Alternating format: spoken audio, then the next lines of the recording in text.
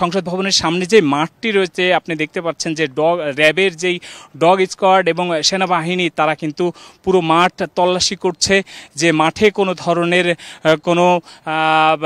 কোনো ঝুঁকিপূর্ণ কিছু আছে কিনা সেটি দেখানোর চেষ্টা করছে এবং পরীক্ষা করার চেষ্টা করছে।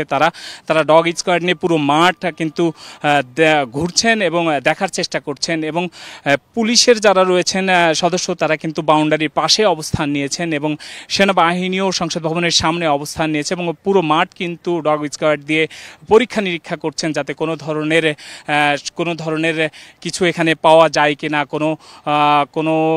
কেউ কোনো নাশকতা করার কোনো বস্তু এখানে রেখে গিয়েছে কিনা সেটি কিন্তু পরীক্ষা করে দেখা হচ্ছে। তো সব মিলিয়ে যদি বলি যে মূল যে অনুষ্ঠানের মঞ্চ রয়েছে সেই মঞ্চটি যদি একটু দেখায় যে মঞ্চের কিন্তু আশেপাশেও প্রশাসনের যারা রয়েছেন তারা পুরোপুরি সতর্ক অবস্থানে রয়েছেন। বাংলাদেশের প্রথম ইমিউনিটি বুস্টার সমৃদ্ধ ফ্যান্টাস্টিক হ্যাপি এনার্জি বিস্কিট। এখানে কয়েক স্তরে প্রশাসনের যারা রয়েছেন তারা দায়িত্ব পালন করছেন এবং ভেতরের অবস্থা যদি বলি এক ধরনের থমথমে পরিস্থিতিও কিন্তু ভেতরে বিরাজ করছে এবং র্যাব, সোয়াট, এরপরে বিজিবি, এরপরে আবারও সোয়াট এবং বাংলাদেশ সেনাবাহিনী, পুলিশ তাদের সদস্যরা কিন্তু থরে থরে লাইন দিয়ে দাঁড়িয়ে আছেন এবং সংসদ ভবনের যে বাউন্ডারি রয়েছে এই পুরো বাউন্ডারি ঘিরেই কিন্তু প্রশাসনের যারা দায়িত্বে রয়েছেন তারা ঘিরে রেখেছেন এবং মূল মঞ্চের কথা যদি বলি মূল মঞ্চের যেই মূল অনুষ্ঠান সেই অনুষ্ঠান শুরু করার জন্য কিন্তু তারা পুরোপুরি প্রস্তুত রয়েছেন এবং আইনশৃঙ্খলা বাহিনীও যথাযথ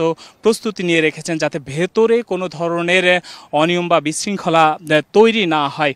সব মিলিয়ে যদি বলি যে বর্তমান ভেতরের অবস্থা এখন স্বাভাবিক আছে এবং যারা দায়িত্বে রয়েছেন তারা খুব সতর্ক অবস্থানে রয়েছেন এবং জুলাই যোদ্ধা যারা ছিল ভেতরে তাদেরকে বের করে দেওয়ার পরে কিন্তু তারা কয়েকবার চেষ্টা করেছে আবারও ভেতরে ঢোকার জন্য। তারা ইটপাটকেল নিক্ষেপ করেছে, পুলিশের পক্ষ থেকে লাঠিচার্জ করা হয়েছে, বেশ কয়েকজন আহত হয়েছে আমরা দেখেছি এবং এই মুহূর্তে কিন্তু যেই 12 নম্বর গেটটি রয়েছে এই গেটের সামনে কিন্তু পর্যাপ্ত পরিমাণ সংবাদকর্মী এবং প্রশাসনের যারা পুলিশ বা অন্যান্য আইনশৃঙ্খলা বাহিনীর সদস্যরা রয়েছেন তারা নিয়োজিত রয়েছেন। আর আমরা এর আগে কিন্তু 11 নম্বরের যেই গেটটি রয়েছে অর্থাৎ আড়ংয়ের কাছাকাছি যেই গেট সেখানে গিয়েছিলাম, সেখানে যেটি দেখেছি যে সেখানে যেই তাঁবু দেওয়া রয়েছে অর্থাৎ সেই তাঁবুতে তারা আগুন দিয়েছিল এবং পুলিশের পক্ষ থেকে কিন্তু কয়েকটি সাউন্ড গ্রেনেড এবং টিয়ারশেল নিক্ষেপ করা হয়েছে, এরপরে তারা ছত্রভঙ্গ হয়ে যায়। ভেতরের অবস্থা মোটামুটি এখন স্বাভাবিক আছে। এখন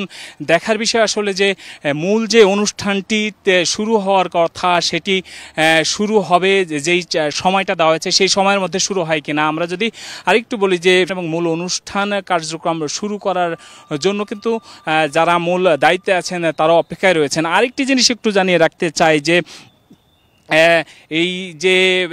এই জুলাই যোদ্ধাদের উদ্দেশ্য করে কিন্তু ডক্টর আলী রিয়াজ বলেছিলেন যে তাদের যে দাবি দেওয়া সেটি মেনে নেওয়া হবে, সেটি সরকারের পক্ষে বলা হবে, তারা জাতীয় বীর, তাদেরকে সেই স্বীকৃতি দেওয়া হবে।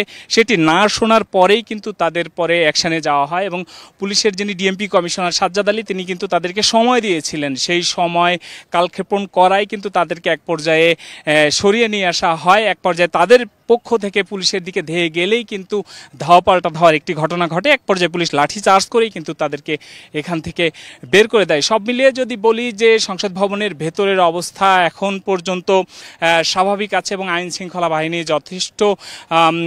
যথেষ্ট পরিমাণে সতর্ক রয়েছে। তারা তাদের অবস্থানে রয়েছে যে যার মতো, যাতে কোনো ধরনের অরাজকতা ভেতরে তৈরি না হয়। তো সংসদ ভবনের ভেতর থেকে আমার কাছে ছিল এতটুকুই। কৌরি।